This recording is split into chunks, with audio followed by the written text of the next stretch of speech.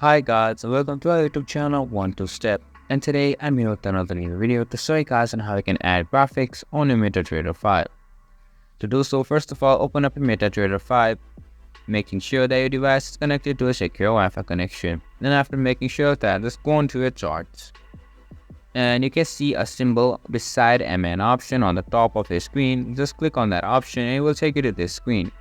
Now click on that F and plus icon on the right hand side. If you do so, it will take you to this screen where now these are all the graphics that you can add to your MetaTrader 5 charts to help you on trading easier and for more better.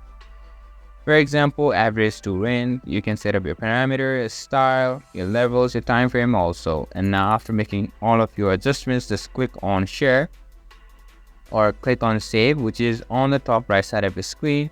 And after that, you can see that a new graphics has been added to your chart.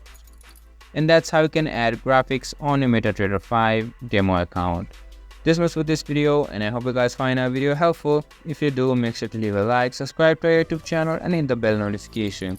And don't forget to drop a comment for a review, and for more content like this, see you guys in our next video. Thank you for watching.